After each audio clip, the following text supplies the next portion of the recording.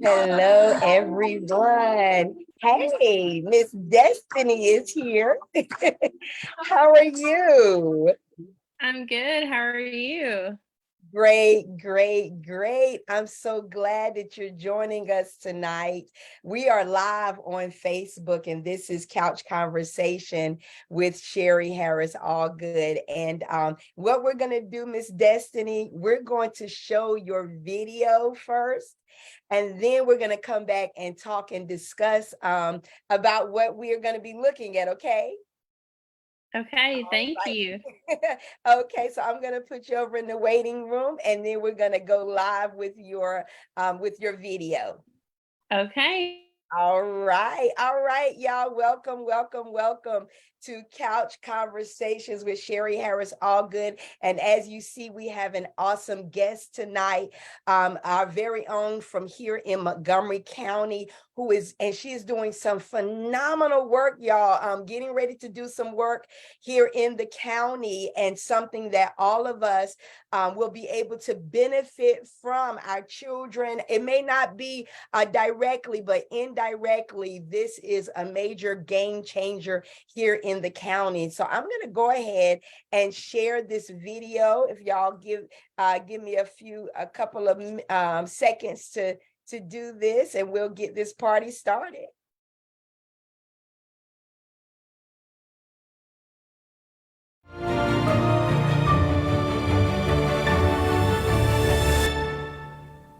Hi, my name is Destiny Garner. I am the founder of Infinite Minds Academy Incorporated. We are registered with the North Carolina Secretary of State as a nonprofit organization.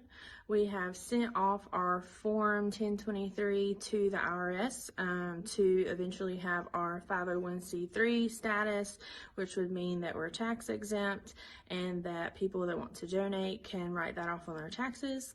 It also qualifies for numerous grants that are out there and other funding that we need. In the meantime, we do have a GoFundMe, and we are hoping that the families that are already interested, that have applied for the Opportunity Scholarship, which is an income-based scholarship, and the ESA grant, which is a disability scholarship, will be awarded those funds to be able to pay their tuition. So through our nonprofit, our purpose is to form a school for special needs with a primary focus on children with autism. So we will take other conditions, but our primary focus is children with autism. I myself have 2 children with autism, and I've taught special education for 4 years. And I have my autism certificate from the International Board of Credentialing and Continuing Education Standards. I've been trained by UNC Chapel Hill in the Teach Autism structured classrooms. And so I feel like I have a unique perspective professionally and personally into the needs of autistic children, and the ways that their needs are either misunderstood or they're not easily met. And so I wanted to form a school where the children could get all the services that they need in one central location. That family can choose, what service provider they want, and they're welcome on campus. That's any service, whether it's occupational therapy, speech therapy, play therapy, mental health counseling, ABA. There's just a whole slew of them out there, and any therapy or service that child needs is welcome on campus and highly encouraged, because we believe that makes them more academically successful if we're meeting the needs of the whole child. And this will be the first special needs or autism school in Montgomery County that I'm aware of, and including our surrounding counties. We plan to start with a 1 classroom model and then grow each year, and be open to also enrolling students from surrounding counties. The name of our school is Infinite Minds Academy, and the reason for that is because if you've ever heard of neurodivergency, that is when your brain operates differently than typical people, which would be neurotypicals. And so the sign for neurodivergency is a rainbow infinity symbol. And so the new autism sign that they've adopted from that is the gold infinity symbol. And so hence the name Infinite Minds. And we hope to be starting up very soon in Montgomery County, and we would just love our community support and just spreading the word, donating if you can, and prayers that as we kick this off that we're successful, because we believe that it's highly needed in our community. Thank you.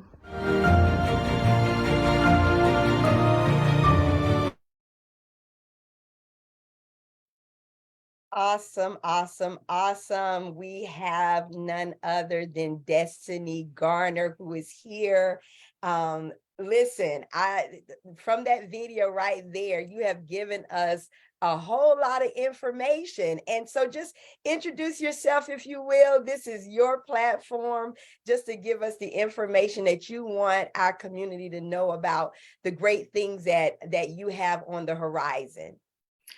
Thank you, Miss Allgood, for giving me the opportunity to speak on the platform. It is really a blessing to be invited to be a part of your couch conversations. And as a part of this nonprofit that I'm trying to start, it is definitely something that God has laid on my heart. It was definitely something that initially when he told me, I was like, no, like, this is a big thing. I can't do this. And no matter how much I tried to push it away, God would not let me have peace. It would not let me rest. And so I started looking into it more, and just one thing led to another, and things are falling into place. That's not to say that has not been a roller coaster ride. It's full of very high highs and low lows.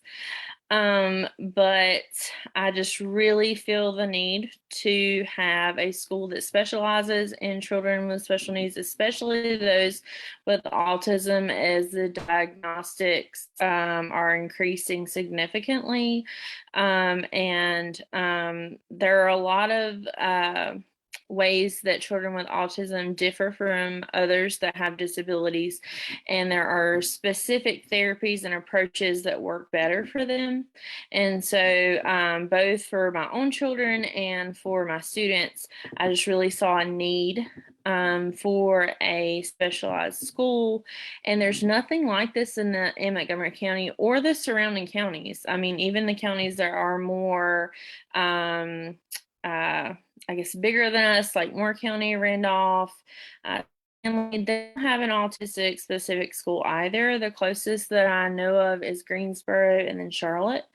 So this would really bring a lot of resources to our community. I have reached out to service providers that provide the multitude of services that I mentioned in that video, and they are eager and willing to partner to provide services campus. And as a parent myself, I can say that is a huge relief, because when you are a parent that has to work full time, regardless if you don't, I mean, it's still a lot, but if you have to work full time and then find a way to meet the multitude of services that your children need on top of that, you're just traveling all the time.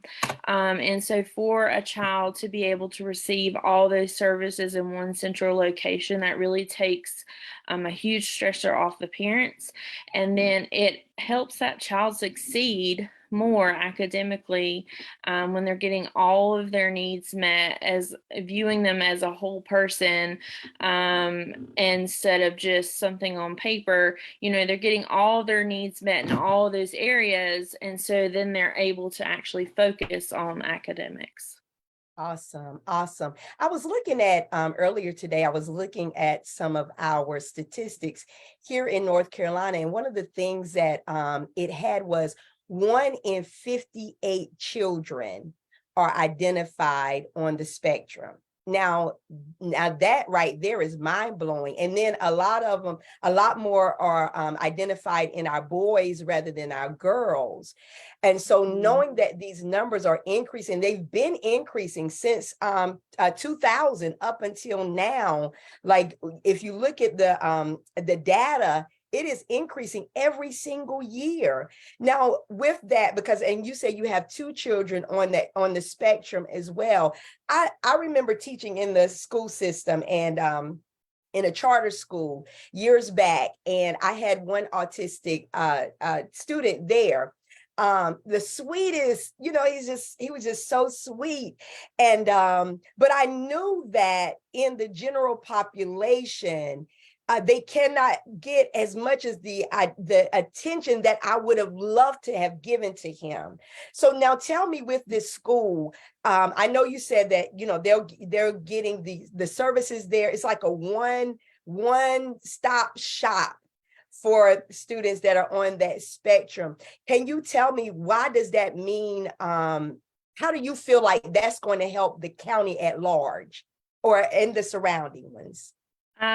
Okay, so and like you said, as you've been in education yourself, so a lot of autistic children are actually very, very bright. One of my children in particular is above average in IQ, but he struggles immensely with social skills and emotion regulation. And so when you are a regular education teacher and you have autistic children in your classroom and you're not routinely trained on, what that means, and even if you are, regular education classrooms have upwards of almost 30 plus children.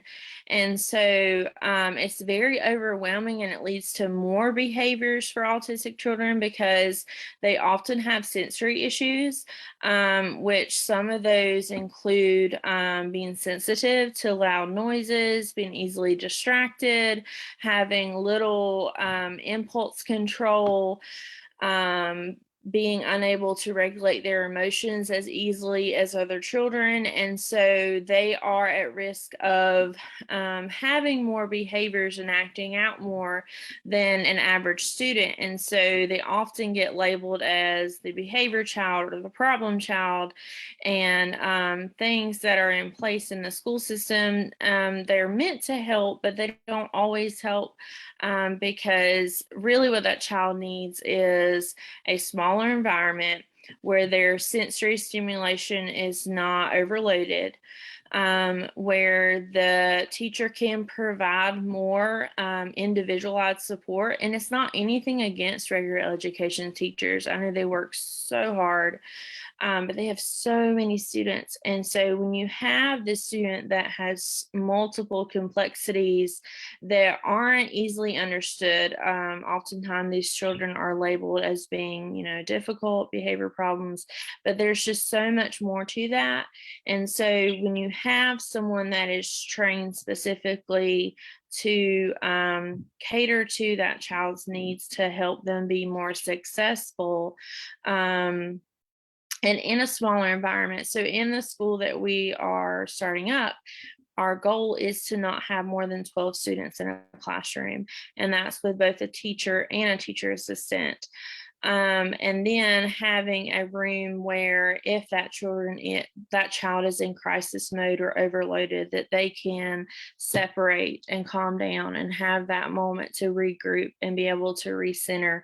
A lot of what I learned through UNC Chapel Hill Teach Autism program is very structured. Autistic children thrive off of structure and routine.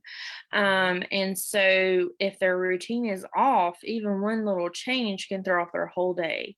And so having a picture schedule, even if they're able to read, they may have auditory or visual processing deficits that other children don't have. So even still giving those pictures helps their brain process exactly what you're trying to tell them a little quicker. And then they can look at it and say, okay, this is what I'm doing. This is where I go. This is what supplies I need. And they'll sit there and do it. And then some of them need a timer. They need a visualization. You know, they may not want to do math. And it's harder for them to say, you know, I don't want to do math without having a big disruptive tantrum. And so giving them something definitive like a visual timer to say, okay, you have math for 20 minutes, and when the sand is gone, you get to do this. So when they have a definitive end time to that non-preferred task, to then go to the preferred task or a reward system, then that benefits them too. I'm not sure if that fully answers your question or if you have more from that. Well, yeah, definitely. So, I mean, just the whole thought of a school that is specific for our children who have been diagnosed with autism, or, you know, on that spectrum, I think it's just so phenomenal. And it can be a fresh breath of relief for parents. I have a nephew who has a son who is identified as autistic, and he loves dinosaurs, and, you know, he'll just, you know, get really focused on one thing, and like everything else is just doesn't matter to him. And so he can sit up there and name all of the dinosaurs, all of the solar system. And this is before he even went to school. This is before he even got, turned 5 years old. So, and I was thinking, I was like, you know what? What if he came into my classroom, right? Like, what if he came into a regular education classroom? I don't think I'm equipped to actually challenge him, or because he knew more than I did. Like, and I was a science teacher. So it's like, like we in the regular educational system, it is certainly not built for that type of genius, right? Because that's, at the end of the day, that's like a genius of mind, and just your name alone, the infinite minds. Because those students who have been identified as autistic, their minds are just, it's just mind blowing, right? And we say that, oh, we normal, and they're the normal ones. We're the ones behind.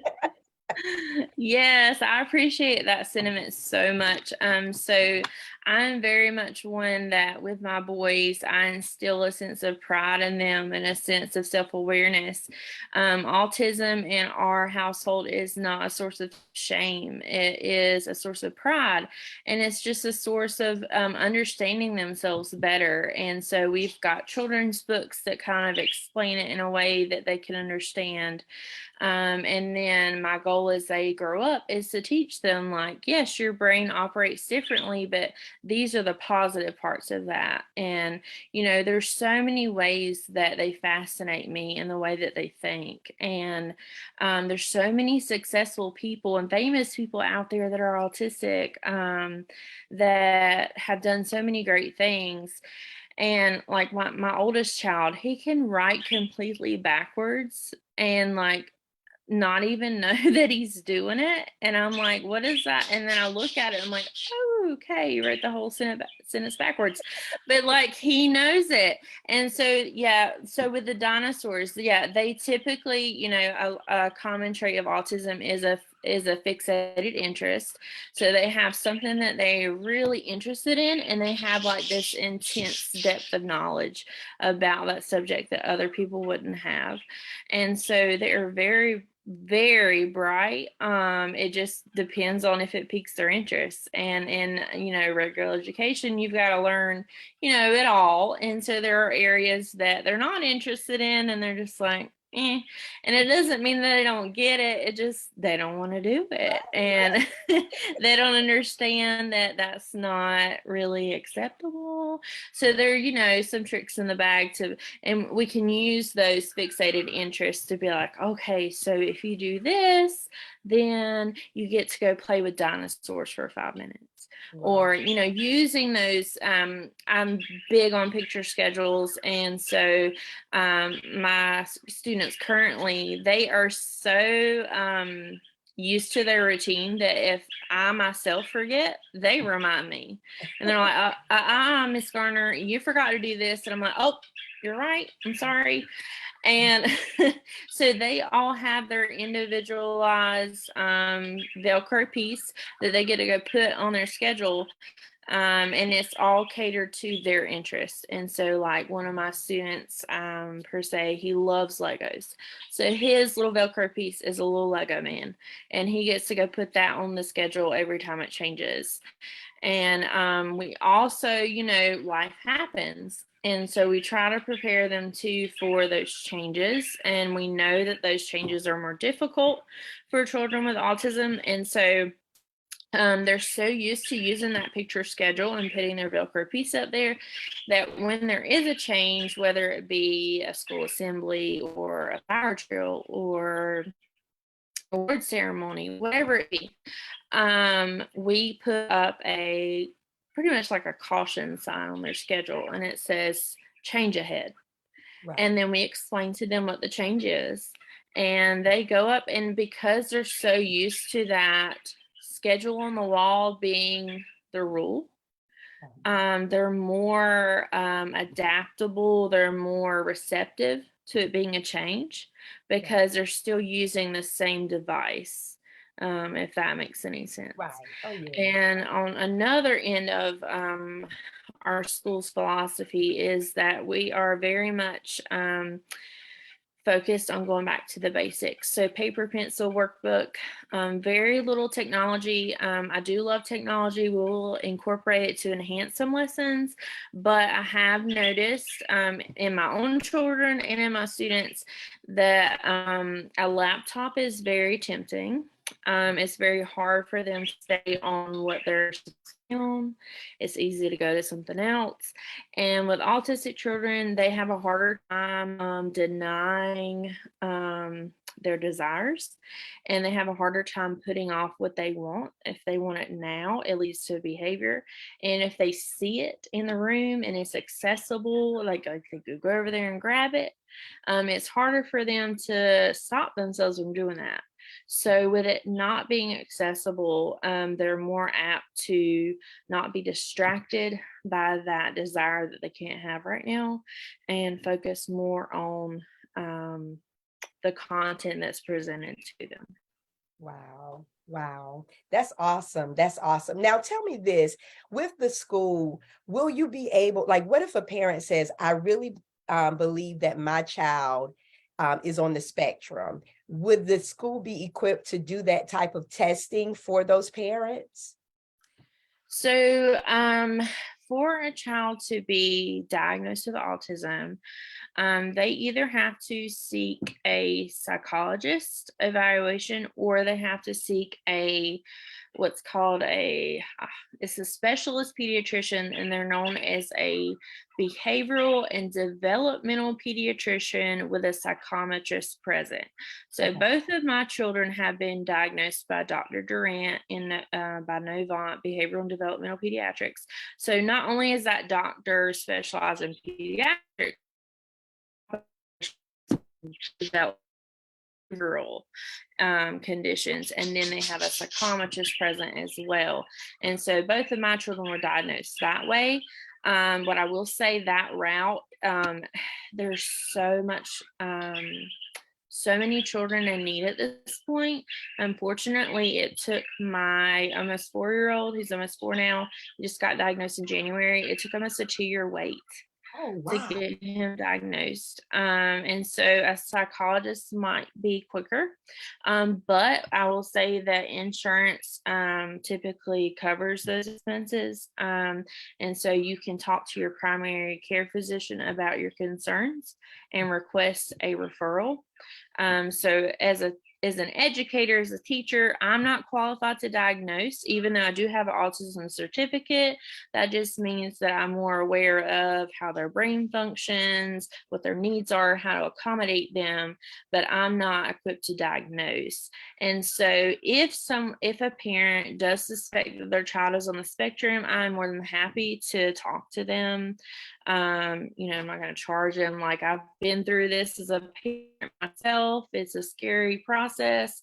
And so, we're open to meeting with them, talking to them about what they've experienced, and being a support system for them. And then, if we see ourselves that, we're kind of seeing the same things as the parent is, even if that child may not have an official autism diagnosis yet, we are still open to admission to the school. Oh, awesome. Yeah. And And a big part of, go ahead. Oh no, I'm sorry. Go ahead. A big part of why we said that it's a school for neurodivergent students is because even though our primary focus is on children with autism, there are a lot of children that have neurodivergent conditions, which, like I described in the video you shared, is just meaning that their brain operates differently than others. And so some of those conditions could be severe ADHD. A severe ADHD child may not be able to function that well in a 30+ student classroom. That also includes dyslexia, dyspraxia, dysgraphia, dyscalculia. So like mixing up numbers and words. It also includes Down syndrome and spina bifida and Tourette's, seizures, epilepsy. So we are open to a multitude of special needs. We're not trying to be like, oh, you don't have autism or you don't have an official diagnosis. Bye. Like, we really are here to help any family and child that needs more specialized services and connection to those providers. And one of the parts that, even if a child comes and they're not, the family thinks maybe, hey, they might need speech therapy or they might need occupational physical therapy, whatever it may be, we're gonna help connect them to those services. So yeah, we're open to a multitude of options. And the thing is that even though our primary focus is autistic children, there are a lot of ways that a program or a school that is designed for them also benefits other neurodivergent or special needs children. Gotcha. And I've seen it myself in working in special ed. The things that I've incorporated that I have been taught that are beneficial for autistic children have also helped my other special needs children thrive as well. Awesome. So it's not just limited to those who are on the spectrum, but any student that may have an IEP, you're saying? Yes. Gotcha. And what about the 504s? Is that because what about behavioral problems? I guess that's one of the questions, because yes, could be tied to that. Yes, I'm so glad you brought that up. So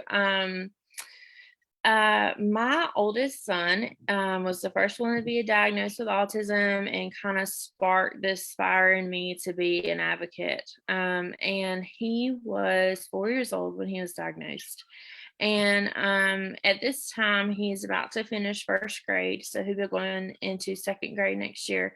And he actually is not on an IEP, which, for those that don't know, is considered an individualized education plan, which gives that child special education services. Because he has an above average IQ, he wasn't below grade level enough to qualify for an IEP, but he still has autism. He also has a dual diagnosis of ADHD and anxiety, which is not uncommon for children on the spectrum to have a multitude of diagnoses. And so he would like vomit on the way to school. His anxiety was so intense. And so he is on medication for anxiety already, started that at 5 years old. Those are things that you don't really anticipate for your child. But, when since he's been on that medication, he's improved so much, and he's not thrown off on the way to school or and it's working. But because he still needs support, even though my oldest was autistic and was above IQ level, wasn't behind grade level, he still needed supports, especially socially, emotion regulation, big time. He would fall out on the floor and have tantrums and scream to the point that you could hear him like 2 hallways down. And so, like, he had a really hard time, but he couldn't qualify for special ed. And so we did get a 504 plan. And so we are obviously, of course, open to children that are on 504 plans. I'm very well aware that not all autistic children in the public education system qualify for an IEP just because they're autistic. They have to prove that they are delayed enough that they're like 2 to 3 grade levels behind before they can get one. And so, like my own son, he has a 504. And so that would just vary in the funding that they're eligible for. So the ESA grant is the disability, but it's based off of either you can present their IEP eligibility determination or you can present a psychological. So if that child doesn't have either of those, but they do have the diagnosis, they can apply for enrollment at our school and just show that, yes, they do have the diagnosis. And then maybe they would still qualify for, I think most people in our community would qualify for the income-based grant, which is the Opportunity Scholarship. And so we have a sliding scale to tuition. So whatever that family qualifies for is what their tuition is. Got you. Awesome. So it's affordable for everyone. If they Yes. not able to pay out of pocket, then that opportunity grant is able to cover that. Yes, the Opportunity Scholarship for sure should cover most people in our county. If it does not, if they're still above the income level, our private pay expense is equivalent to, if not less than full-time daycare. Awesome. Oh, wow. And to get that specialized attention, I mean, like I said, I know that is something that is very valuable to parents, to know that your child who, really, we don't even want to send our children to school anyway, but to have to send them and to know that they're well taken care of and that education is built around them and not they have to fit into that system, but the system is actually designed for them with them in mind. So that's amazing. Thank you. And that is a big reason why the decision was made for it to be a nonprofit private school versus a charter. We're not taking money from the public school. They don't have to write us a check for the students that we enroll. We're not trying to be a competition. We are simply trying to meet the needs of the students that don't really fit where they're at. And every child is different, and that's not something negative about public school or charter school or any school. It's just that every child is different, and I've seen that myself and for my own children and my students, and some students, not all. So we decided to go private because that means that we don't get any state or federal funding. All of our funding is grants, scholarships, and donations. And so we have the freedom to deliver whatever curriculum we think meets that student's needs. Okay. And we're able to teach that child based on where they're at. So, and this is again, I try to make it clear this is not an anti-public school campaign, but public schools have to follow state and federal guidelines, and they have to teach the Common Core standards. And so they're given kind of a schedule or a timeline of, I have to teach this standard. So for example, I have to teach fractions for 2 weeks, and then I have to move on, because then we got to go to something else. Well, some students might not be ready to move on. They might not have understood it yet, but they got to move on. And that next skill might be harder. And so they don't continue to grow because they're continued to be given instruction that is above their level. And then, the No Child Left Behind policy was very well intended, but nowadays, when children take the integrated end of course test, it doesn't matter if they fail, they just pass along. So I've seen for myself, I particularly have taught 3rd through 5th grade. I've seen 5th graders that cannot read. And so this school is not, you're on 3rd grade level. We're gonna have teach you 3rd grade passages, 3rd grade math, and you're not there, but we're going to teach it anyway because we're told to do that. So no, this school is in K-12, and I'm used to differentiating lessons to meet a multitude of students in the same environment. And so I'm teaching students based on their skill set, their level, not their grade level. And so there will be a combination of students that may be in various grades, but that's not something that we're going to broadcast. It's not something that we're going to discuss among the students. It's, hey, we're working on this today and you're in this group today. And so that way that student truly gets to master that skill before building onto it, because you've got to have that foundation really before you can move on. And so private school allows us to spend the amount of time we need on that skill and to teach them at the level that they're at. And we don't have to test them to death. Right. So we don't have to follow, the state and federal testing guidelines of you got to take this test and this test and this test. And so we only have to give, and of course, we're going to be continually evaluating their growth, but it's going to be more of a discrete thing. Like they don't know they're being evaluated. And so the end of the year is the only assessment that they have to take. And there's anywhere from 10 to 20 different standardized tests that are approved by North Carolina for children that are in private school to take. So we can look through those and see, what would fit them best. Awesome. You know what? We could talk all day, and because it's so interesting, and I'm excited about this opportunity for our children. Now, where exactly, or have you come with a location yet, or is that still up in the air? So, we have had a ton of support from the town of Gander. Okay. And with Mayor Philip Hearn particularly, we have been approved for 2 acres of land in Gander.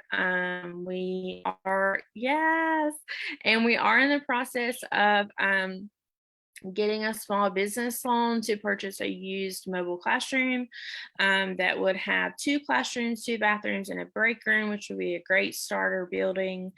And so that's just in the works. We don't know when the loan will close. We don't know when the building may move, land clearing, setting things up. There's a lot of moving parts. And we do have like a temporary location that we're currently requesting inspections to be done on in Troy. I don't want to say the name of the place just yet, but I will say they are a church, and they are eager to help us and to be a backup or a temporary option. Okay. We really, our goal is to be able to start in September. But yeah, but there are so many moving parts, it may not work that way. God's timing is not mine. And so, of course, he knows that I have like no patience.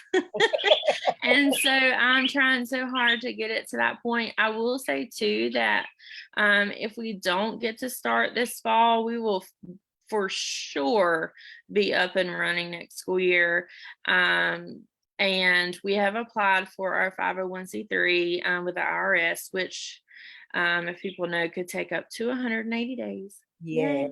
Yeah. So, But you know what? They actually have been moving faster lately. oh, So good. yeah, Good, yeah, good, yeah, yeah. good.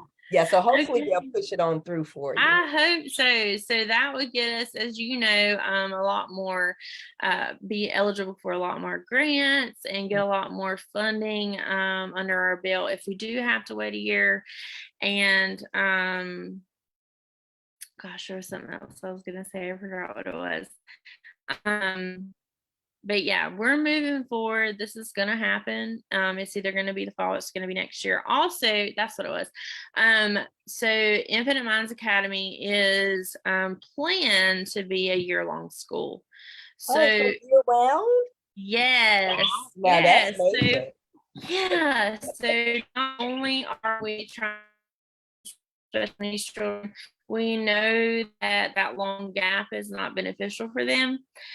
Right. Also for staff, for teachers, they get salary year round. And it kind of sounds scary to some people, but it actually, if you look at it, it's really nice because you go all year long, but you get longer breaks.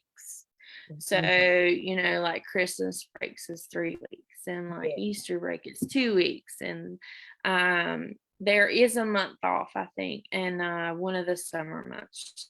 And then we start the new school year. So like, yeah, so we plan on being open a lot longer than public schools.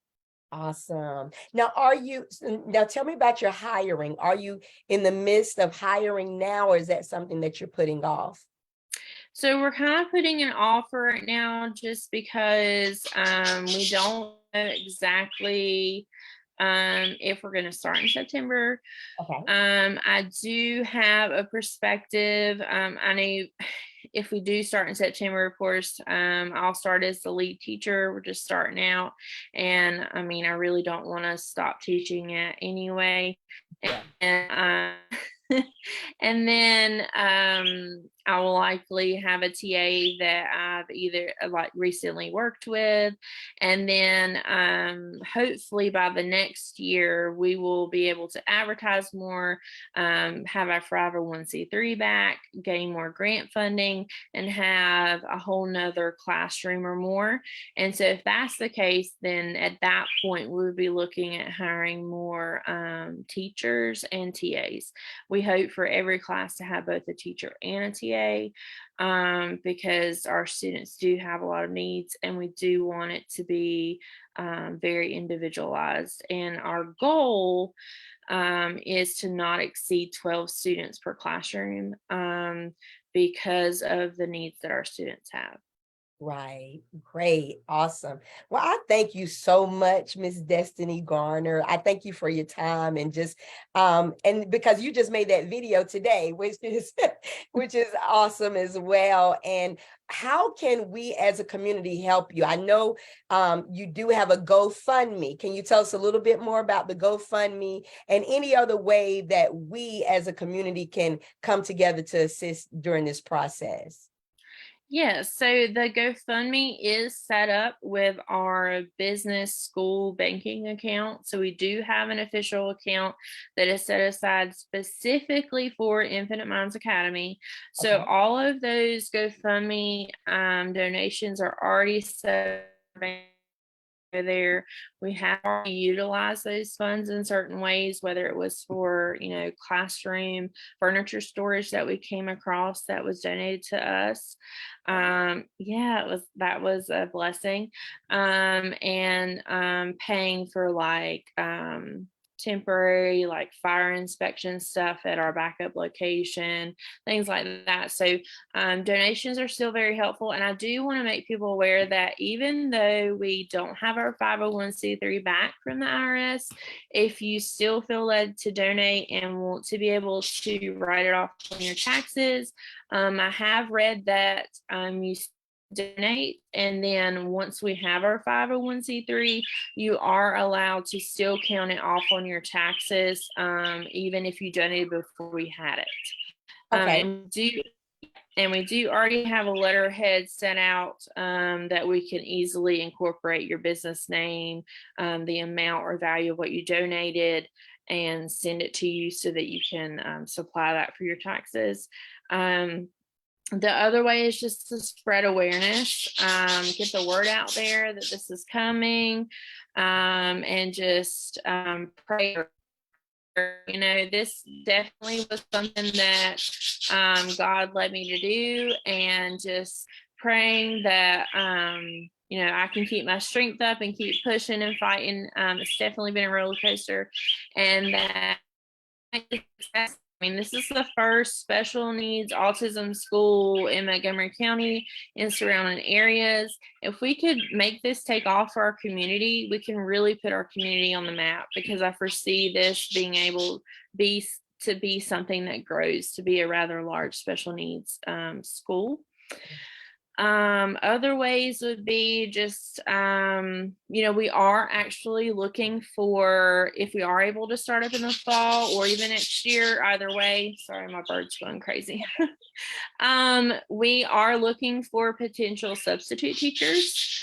So we're looking for that. And then if anyone has any sort of, not even just monetary donations, but supplies or furniture that they think might be beneficial for the children, we're open to that. And then any other sort of community space or building that you think we could utilize, just in case the one that we already have as a backup plan doesn't come through.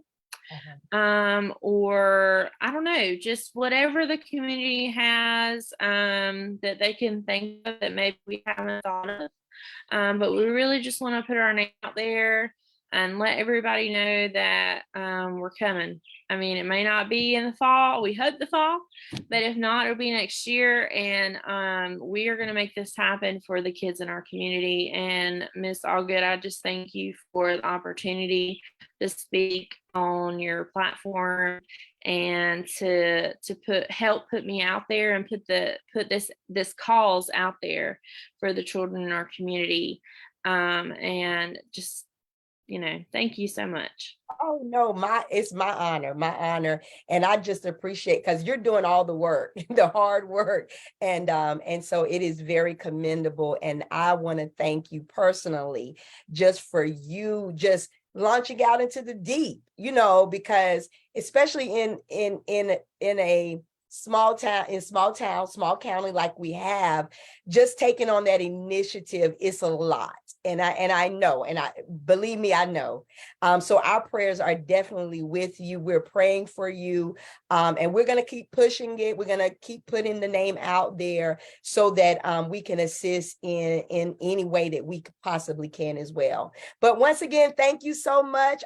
Those who are on the line, if you can just go to Infinite Minds Academy Facebook page, you can be able to find the GoFundMe link. You can also see the board of directors. I saw that on the page as well. And then other information. And I'm more than sure Miss Destiny, and the phone number is on there too, right, Miss Destiny, as well? Yes, and the email and the school website, I think, is linked on there as well.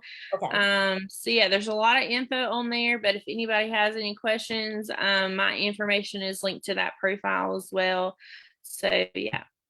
Awesome, awesome. Well, thank you so much. I'm not going to keep you long. I see your birds may have calmed down now. Now that we've done talking, I think she's going to be quiet now. Right. Well, thank you so much. And we will talk soon, okay? But thank you so much. Have a All good right, night. take care. You too. Bye-bye. Bye. All right, all right, all right. Thank you all so much. As you see, Miss Destiny Garner, she is greatly in need of your prayers, your support. Go and support her, y'all, as much as you can monetarily.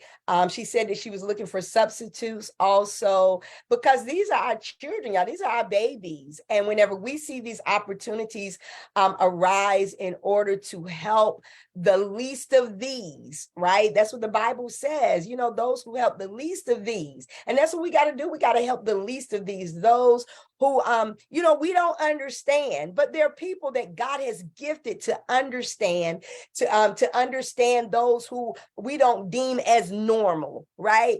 And which is, you know, normal. What is normal? None of us are normal, believe me. But God has equipped people like Destiny and those who have rallied with her in order to make this happen. And so we want to be supportive of that. We want to make sure that we are giving out of our substance to help, because we never know, y'all.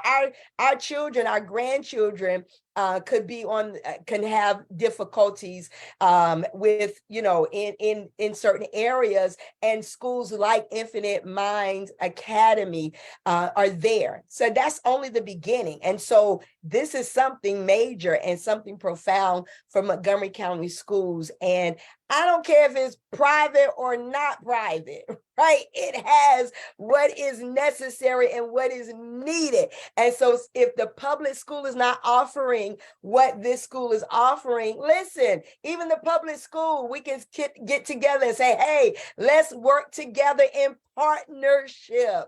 Right? So let's send our children, the children that are there, let's work together in this, or invite, you know, so there does not have to be any competition. It doesn't have to be anything going back and forth. We can all come together. One of the things that I constantly say, I've heard it years ago, Apostle Spence said it, we do it better when we do it together. Okay, we don't have to be divided. We don't have to fuss, fight. We don't have to attack one another. But what we can do is, if we just learn how to work together, we can get further. All right, y'all, this is Couch Conversations with Sherri Harris Allgood. I'm here every Thursday at 8:00 p.m. We're getting ready to close. But I just want to once again encourage you to rally together behind Miss Destiny, Infinite Minds Academy. Rally behind y'all. This is for our children. And if we don't care about anything else, we ought to care about our children. All right. I love each and every one of you all, and I speak God's blessing upon you all. May God's peace be with you all. God bless you. Take care.